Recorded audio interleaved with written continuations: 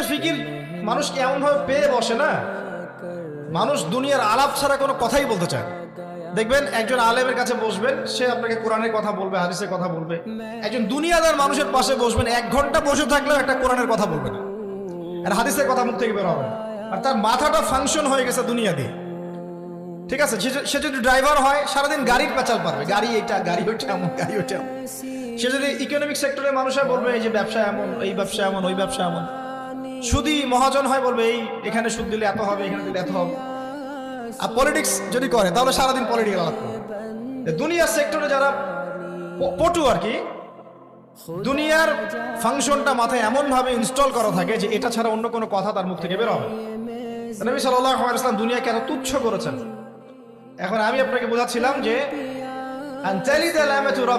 দাসী তার মনিবকে জন্ম দিবে, এর অর্থ একটা এই যে পিতামাতার সাথে এখন দাস দাসীর মতো আচরণ করা হবে।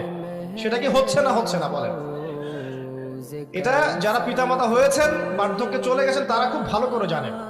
যেই সন্তানের জন্য সারাটা জীবন তারা মাথার ঘাম পায়ে ফেললেন, এই সন্তান তার খোঁজ খবর পর্যন্ত নেয় না।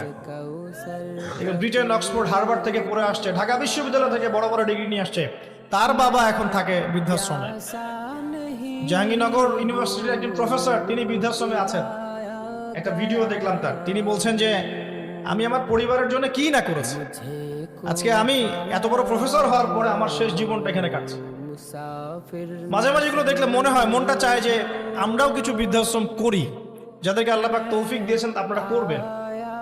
যদিও ইসলামে বৃদ্ধাশ্রমের কোনো জায়গা নাই, মায়ের পায়ের নিচেই সন্তানের বেহেশত, কিন্তু এখন পরিবেশ এত খারাপ যে কিছু কিছু বৃদ্ধাশ্রমের দরকার হয়ে পড়েছে।